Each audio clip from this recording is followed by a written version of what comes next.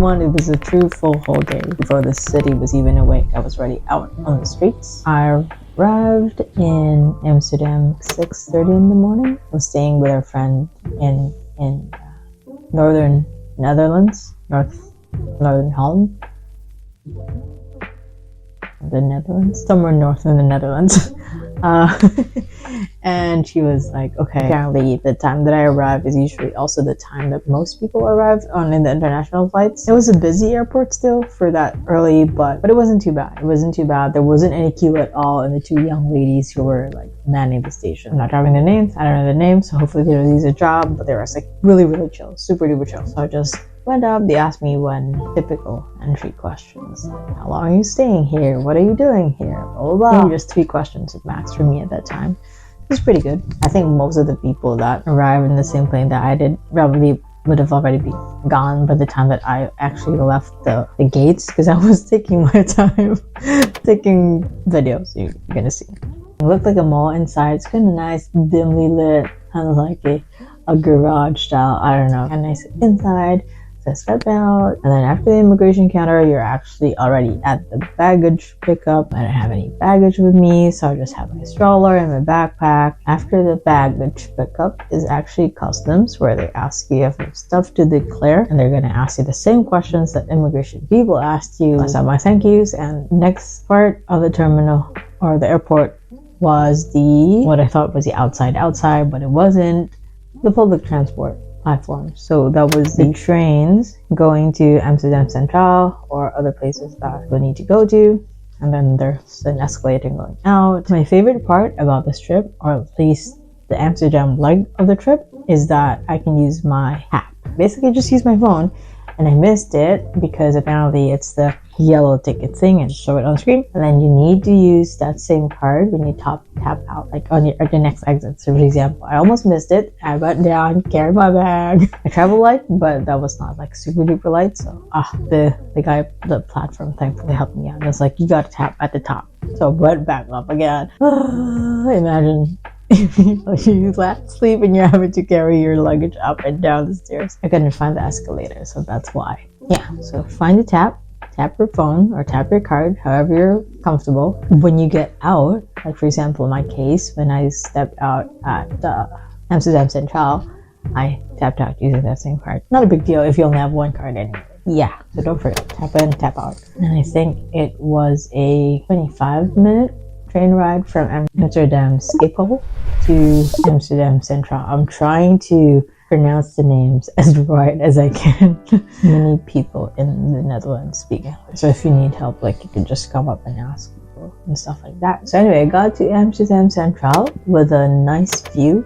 I got lost. I went out the other exit, which was facing the Noord, Amsterdam Noord, and I just like a nice ferry, early morning ferries. The ferry rides are free. I asked my friend, and I think she told me that it's free to encourage people to live in the north. I think it's a reclaimed area, so there's less people living in the north, and just to like decongest the concentration in Amsterdam, the central. So it wasn't busy back then, of course, like 7 a.m. But one tip that my friend kept telling me was beware of pickpockets. So like touristy places, touristy traps, and people falling to the trap of like the safety of these places and all that stuff. Yeah, because it's high traffic. It's very, very easy to like your garden. But early morning, I was just blessed with a quiet city, and something that I really love. I like waking up ahead of the cities that I visit. Like I do, Jade and I had crossed the Brooklyn Bridge early in the morning, just because like that's before the craziness starts, and I want to explore places before it gets crazy. Took the tram. By the time I've taken the train to Amsterdam Central from Amsterdam Schiphol, and then I'm taking the tram. So I'm making the most of all the many other modes of transport in Amsterdam, because we don't have trains in Outback, and I miss trains so much, having lived next to a train yard when I was living in Osaka. That's just my story.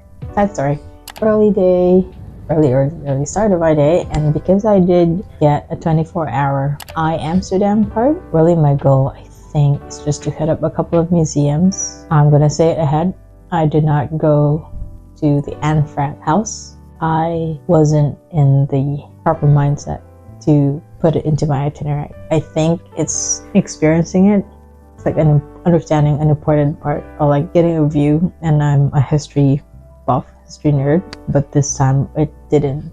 I wasn't comfortable with pushing through with visiting the place, and I didn't want to just like walk through it like that. So I chose to go to the Rijksmuseum with the Iamsterdam Card, the Rijksmuseum, the Ons Lieve, or basically it's the Our Lord in the Attic. Really, that was like, I am a Catholic, born and raised, so that was really interesting for me. The history of Catholicism in Amsterdam. Plus, I'm a history nerd again. I used it to also visit. Actually, I didn't. I thought I would use it, but I didn't. Going to Zaanse Schans. I used to say it Zaanse Schans, and apparently that's not the right thing. Like I would say Amsterdam Schiphol, it's Zaanse Schans, SCHANS. Phonics teacher plus traveler plus just those things about me. What else? My slot at the Rijksmuseum was 9 a.m. So finally made it to the Rijksmuseum. My ticket doesn't let me in until 9 o'clock.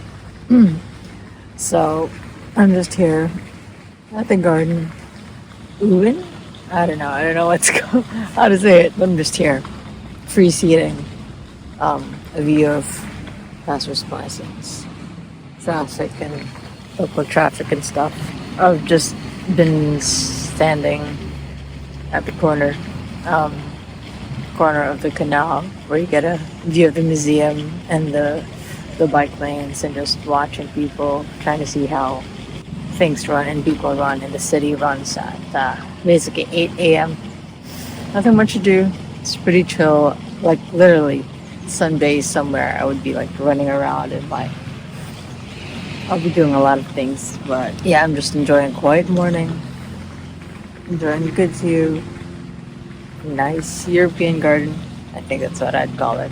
Waiting to be let in. I don't know what I'm going to see in the museum. I didn't do my research. All I know is that I got the Iamsterdam Card for 24 hours, and you can get it for like 72 and 48 and all that stuff. Yeah. I was in the city around Museum Plein. I think it's Plein. Plein. Museum Plein. Yeah, like Chris Klein. Yeah. So Museum Plein. I did not check my ticket ahead, and when I was lining up, I was just people watching there, time-lapsing, all this stuff. Me just standing in front of the Rijksmuseum being fascinated by young and old, different bikes and all that stuff, and the tiny street in front of the Rijksmuseum, and people were just like piling in and out, just watching them. I have yet to convince myself to rent a bike. I don't think I would. I just want to enjoy a calm, when I'm back in Amsterdam, calm, steady trip, coffees. I'm going to try coffees. Badly. Rijksmuseum. I enjoyed it more than I expected that I would. I'm not an arts person, and at the Rijksmuseum, there's a couple of interesting pieces like Van Gogh. G is H, I think.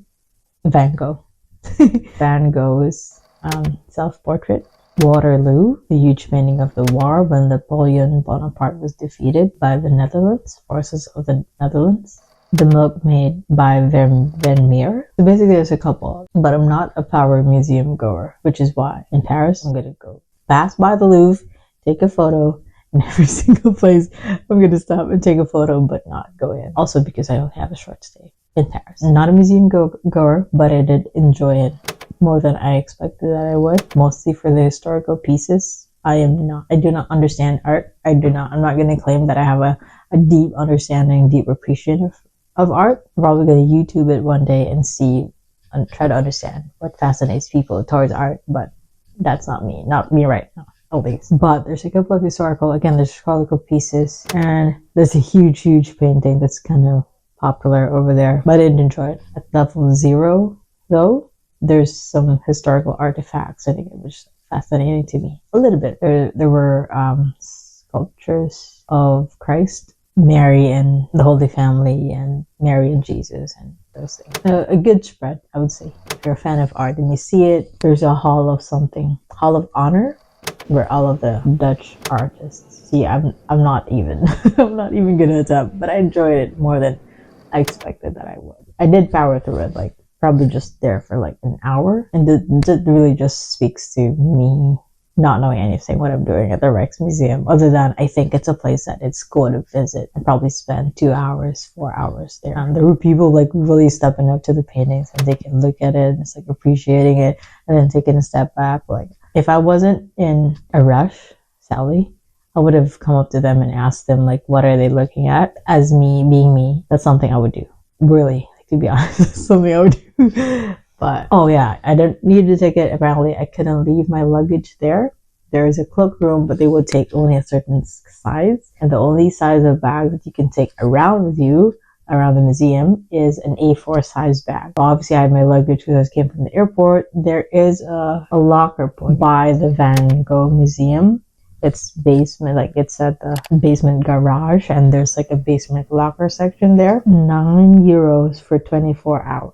But obviously I was gonna take it after I was done doing my stuff for day one in Amsterdam. So I left it at the locker point. I think that's what it's called. But you're gonna see it anyway. So I left it there, took it out when I was gonna go already. So after the Rijksmuseum,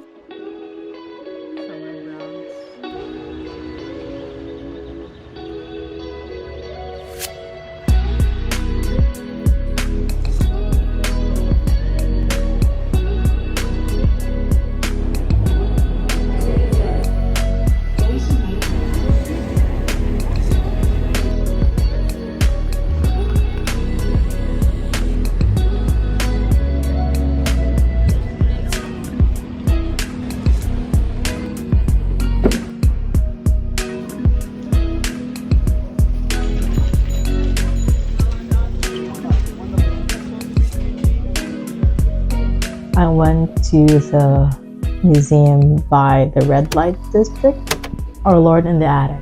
So this was really cool for me, because apparently there was a time in the history of Amsterdam where practicing faith was not permitted. So people can be, let's say, can be Catholic, but they're not allowed to practice in public. So there was this one, I think it was a German merchant, and he ended up buying a house around what is now the red light district area. That's redundant.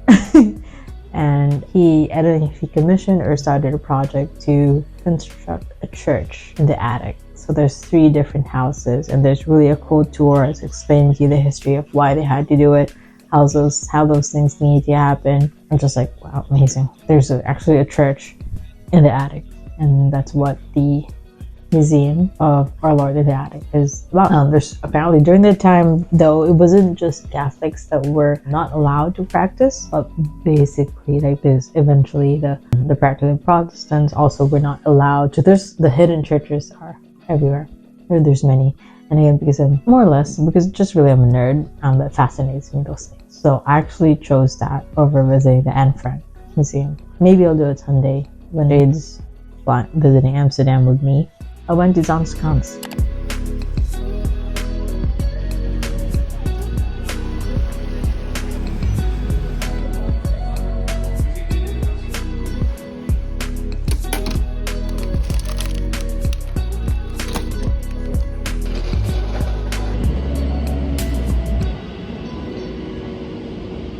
Zaanse Schans is 45 minutes, 1 hour. I think it's a sprinter, and sprinters make more stops across different cities on the Amsterdam train line. There's an inner city, which I use like when I go to our friend's place, somewhere north of the Netherlands. But the sprinter is what I took going to Zaanse Schans. So from Zaanse Schans station, kind of like a 20-minute walk. When I got there, the Iamsterdam Card actually allows you entry to a couple of museums, like paid entry spots in Zaanse Schans. But by the time I was just so tired, the best thing that I could do was pop into a traditional chocolatier. They specialize in making chocolates. The Van Hout chocolates were there, so I don't know if Van Hout is actually a Dutch heritage brand. And just pop in to do a DIY chocolate. That's the best thing I could do. I couldn't even make myself come up to the Windmills. I'm like, oh, but also, there's so many people. There's so many people. I just wanted a calm trip, so I was like avoiding people. So I went there, walked around.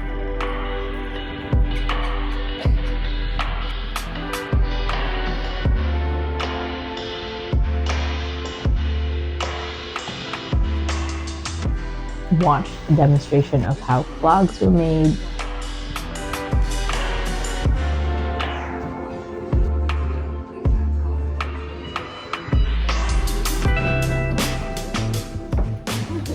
And then I went back to Amsterdam Central. I couldn't even enjoy the windmills, but the more fascinating windmills are the more modern ones. And I guess like it's because I think Zaanse Schans is like a remake of how it used to be before.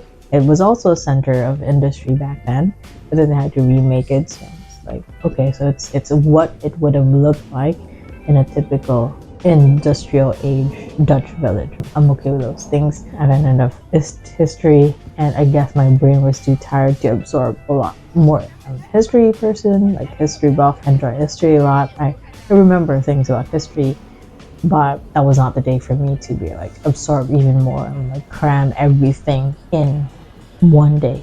But no regrets. No regrets for me. I was happy with what I saw and how much time I spent. And I even came up to a Filipino couple and asked them if I could take a photo of them. And when I was in Amsterdam Central, I did the same thing. There was this ate niya. You refer to an older lady, a little bit older in age lady than you, ate. So I was like, ate, do you want me to take your picture? And she's like, no. So yeah, there were a handful of Filipino tourists when I was there. And I was like, every time I hear someone speaking Tagalog, I was like a meerkat. Yeah, it's still like, it's fun for me to see Filipinos abroad, and I see them. I would just come up if I feel like I could help them up and stuff. Anyway, yeah, went home. I mean, went home. I made my way to our friend's place. All right, running away from the crowds and leaving Zaanse Schans, headed back to Amsterdam Central, and switching maybe to a metro or a tram. By now, I just know the lines, just because it's pretty simple. Train system here is pretty simple. And then I'm headed up to Hoorn, where I'm gonna be hanging out and settling with a friend who's graciously offered to host me. So that's another leg, another part of this adventure. I'm tired. I want to go to sleep. Settled for the day, had a chat, walked around, and she showed me her area, and we had a catch up. One thing I like to do when I visit is I like talking to Filipinos who work abroad, like learning about their life, what their concerns are. Not really like a consultation kind of thing. Just like trying to see how their lives are like. Because like I did start my journey outside as an overseas Filipino worker in Japan, a migrant worker in other words. And so a couple of our other friends, like our friends who lived in Singapore, I would visit them and catch up with them and ask about their lives. And like we would share like, how was your experience been? And yeah, so those many things like cultural ties and like stories, shared experiences, really, really fascinating to make me appreciate the differences of our journeys and all that stuff. So I'm a very curious person. And I talk a lot. I talk to many people so much.